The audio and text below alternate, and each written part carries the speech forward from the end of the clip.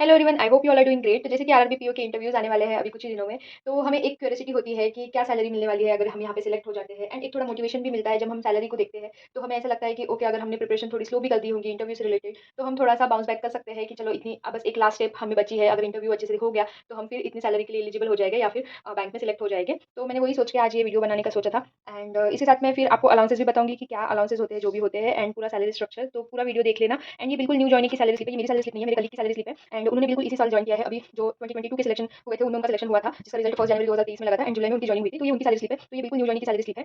इसलिए मैंने सोचा कि अपनी सैलरी स्लिप से बेटर इनकी शेयर करूं, एंड मैं अपनी भी कुछ दिन बाद शेयर कर दूंगी क्योंकि उसमें भी इंक्रीमेंट लगा है। तो मुझे पूछ रहे थे लोग कि एक साल बाद क्या सैलरी होती है, बट ये ज़्यादा इंपॉर्टेंट था इसलिए मैंने सोचा ये पहले शेयर कर देती हूँ। तो देखिए, जैसे अभी सितंबर 2023 की सैलरी है, एंड यहाँ पर 26 सितंबर को सैलरी रिसीव हो गई। यहाँ पर डेजिग्नेशन होता है आपका, वर्किंग लोकेशन मतलब क्या ब्रांच है क्या है वो होता है, एंड यहाँ पे आपका नाम एंड एम्प्लॉय आईडी वगैरह। तो ठीक है, उसके बाद बेसिक पे जैसा होता है, तो आरआरबी पीओ में भी 36,000 का बेसिक पे होता है। अगर गूगल करोगे तो बहुत जगह पे आपको थोड़ा कम दिखाता है, 24,000 समथिंग समथिंग, तो वो पुराना था। बट अभी RRB PO and IBPS PO दोनों को भी 36,000 का ही बेसिक होता है।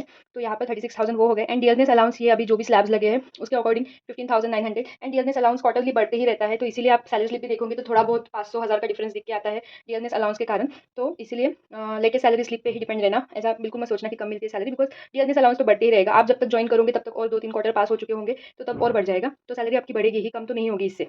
एंड यहाँ पे एचआरए है, तो एचआरए ये आपका अगर आपने लीज अकोमोडेशन नहीं लिया है तो ये एचआरए मिलता है। मैडम का लीज अकोमोडेशन नहीं है फिलहाल इस मंथ का, तो इसीलिए उनको एचआरए मिला है यहाँ पे 2500 रुपये का। एंड ये सिटी कंपनसेटरी अलाउंस है। तो ये सिटी कंपनसेटरी जैसे कि अभी जिनकी सैलरी स्लिप है वो औरंगाबाद में पोस्टेड है, छत्रपति संभाजी नगर में, तो उस हिसाब से 1150 रुपये है। तो ये सिटी के हिसाब से होता है कि कैसे A type city, B type city, उस हिसाब से। तो 1150 किसी की सैलरी स्लिप में 750 देख सकते हो आप, ऐसा होता है। ठीक है, तो ये हो गया इस साइड का। एंड स्पेशल ऑल ये 5,900 रुपीज़ किसी चीज़ के होते हैं। स्पेशल डीए ये 2600, एंड लीव ऑल ये 865 रुपीज़, ये कुछ कुछ अलाउंसेस है। तो ये सारा कुछ अगर हम देखें तो हमारी टोटल जो सैलरी हो जाती है, ग्रॉस सैलरी वो हो जाती है 64,977, मतलब अप्रॉक्सीमेटली 65,000 आप पकड़ सकते हो। तो ये 65,000 सैलरी आपकी ग्रॉस सैलरी बन जाती है। एंड इसके बाद अगर हम डिडक्शन देखें तो जो बाय डिफॉल्ट डिडक्शन होते हैं वही हुए मैडम की सैलरी में। जो बाय चॉइस डिडक्शन होते हैं, जैसे मेरे सैलरी स्लिप में है कि फेस्टिवल एडवांस लिया है तो उसका डिडक्शन होता है, या किसी ने लोन कुछ लिया है तो उसका डिडक्शन होता है, तो वो वगैरह कुछ नहीं है। इसलिए मैंने बोला न्यू ज्वाइन की सैलरी स्लिप है, तो आपको डेफिनेटली जो अमाउंट यहाँ पे दिखेगा उतना तो मिलेगा, उससे ज़्यादा ही मिलेगा। जैसे कि मैंने बताया डियरनेस अलाउंस इंक्रीज होते रहता है।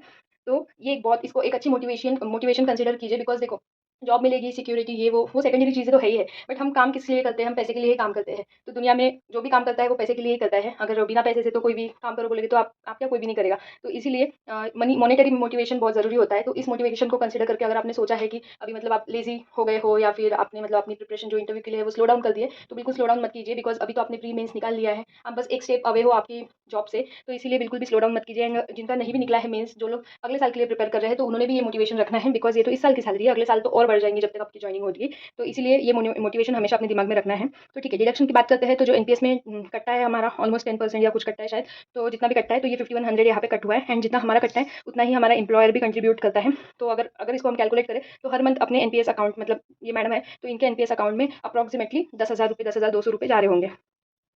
एंड उसके बाद इनकम टैक्स फिलहाल इनका नहीं कटा है। उसके बाद प्रोफेशनल टैक्स 200 रुपये, ये भी स्टैंडर्ड टैक्स होता है, प्राइवेट हो या गवर्नमेंट सेक्टर दोनों जगह कटा है, तो वो कट हुआ है। इनकम टैक्स इसलिए नहीं कटा है क्योंकि वो स्लैब्स होते हैं ना, जब उनकी इनकम उस स्लैब से क्रॉस हो जाएगी तो कटता है, या किसी किसी का एक साथ भी कट जाता है, बट वो चीज़ तो हमारे हाथ में नहीं होती है। बाकी जो डिडक्शंस है यहाँ पे कुछ भी नहीं है। तो ये नॉर्मल डिडक्शंस होकर 53,993 रुपीज़ इनके कट हुए हैं। तो अगर हम टोटल डिडक्शंस इसमें से माइनस कर दे तो इनकी नेट सैलरी आई थी 59,584, तो ऑलमोस्ट हम इसे 60,000 देख सकते हैं।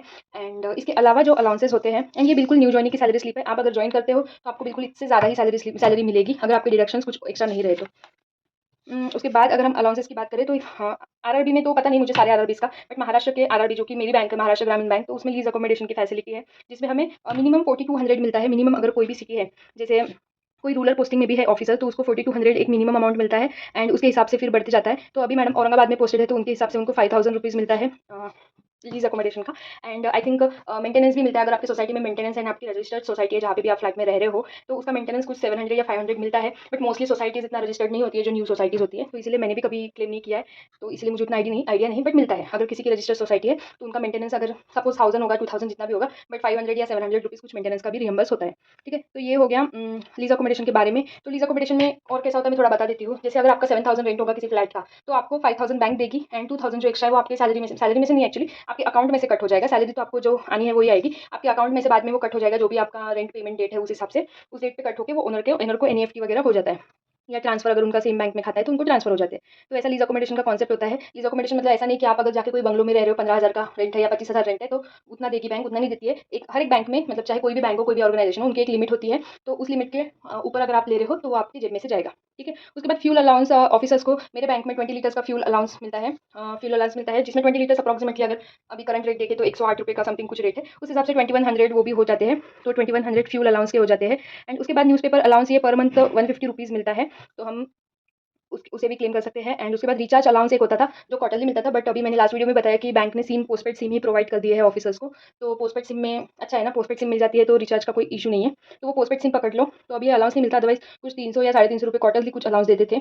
तो ये सब अगर हम टोटल करें तो आप देखो सैलरी तो एक अच्छा अमाउंट है ही, उसके साथ ये फैसिलिटीज़ भी है जो कि मोस्ट ऑफ द आरआरबीज़ में नहीं होती है, बट मेरे बैंक में है। तो अगर हम इन सब का टोटल करें तो अप्रॉक्सिमेटली 62,000 तक हमारी सैलरी बन जाती है, या फिर अगर इसमें से हमने एचआरए भी निकाल दिया तो अप्रॉक्सिमेटली 57,000 तक हमारी सैलरी इन हैंड आती है विदाउट रेंट। मतलब अगर रेंट भी नहीं देना, अगर आप सोचो कि 5,000 लीज अकोमोडेशन दे रही है बैंक एंड 5,000 ही आपका रेंट है, तो आपको तो रेंट भी देना नहीं पड़ेगा, कहीं रह रहे हो बाहर, अगर बाहर पोस्टिंग है आपकी तो फिर आपको 57,000 आपकी पूरी सैलरी मिल जाती है, प्लस फ्यूल अलाउंस वगैरह मिलता है। तो ये एक बहुत अच्छा अमाउंट होता है एज अ फ्रेशर अगर आप बैंक में ज्वाइन कर रहे हो तो इसीलिए इसे एक मोटिवेशन कंसीडर करके आप अच्छे से प्रिपरेशन कीजिए। एंड जिनका इस साल नहीं भी हुआ है सिलेक्शन वो अगले साल के लिए कीजिए अच्छे से प्रिपेयर, या फिर और एग्जामिनेशन अभी लाइनअप है जैसे आईबीपीएस पीओ है, एसबीआई पीओ है, तो एसबीआई पीओ में तो और ज़्यादा सैलरी होती है। तो इसीलिए अपनी प्रिपरेशन को बिल्कुल मत रोकिए and keep preparing. Thank you so much for watching and do share this video with your friends जो भी प्रिपेयर कर रहे हैं बैंकिंग के लिए या जिनका भी इंटरव्यू वगैरह है, तो उनको भी एक मोटिवेशन मिलेगी एंड उनकी भी डाउट्स क्लियर हो गए। बिकॉज सैलरी के लिए बहुत लोग कंफ्यूज होते हैं एंड हम जब भी प्रिपेयर करते हैं तो हम एक ना एक बार जाके गूगल तो करते हैं कि ये पोस्ट के लिए क्या सैलरी मिलती है। तो इसीलिए वो सस्पिशियस मतलब क्या डाउटफुल थॉट्स रखने से अच्छा कि क्लियर सैलरी मैंने बताई है तो आप जाके शेयर कर दीजिए अपने फ्रेंड्स के साथ। Thank you so much for watching.